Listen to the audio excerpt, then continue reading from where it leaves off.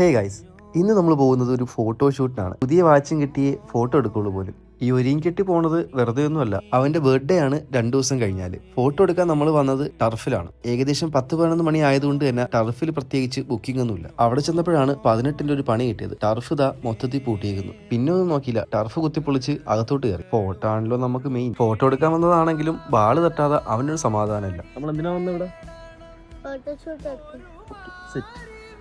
ഇങ്ങനെ വെച്ചാണ് ഇങ്ങനെ വെച്ചാണ് അങ്ങനെ പറ്റുന്നേ പറ്റാത്തയും പോസൊക്കെ വെച്ച് കുറെ ഫോട്ടോ എടുത്തിട്ട് നമ്മൾ അവിടെ നിറങ്ങി. വീട്ടിൽ വന്ന് കണ്ണടച്ച് തുറന്നപ്പോഴത്തേക്കും 6:15 കുറച്ച് കാറ്റേ കിട്ടിക്കോട്ടെ വിചാരിച്ച് പുറത്തോട്ട് നിറങ്ങി. ഇതാണ് ഇപ്പൊ നമ്മുടെ വണ്ടി. നമ്മുടെ മോജോ സർവീസിനായിട്ട് ഷോറൂമിൽ കൊടുത്തേക്കാണ്. അങ്ങനെ നോമ്പ് മുറിക്കാനുള്ള സമയമായി. ഇതൊക്കെയാണ് ഇന്നുള്ളത്. എന്തെങ്കിലുമൊക്കെ സഹായിക്കേണ്ടത് വിചാരിച്ചിട്ട് ജ്യൂസ് മിക്സ് ചെയ്യാണ് ഞാൻ.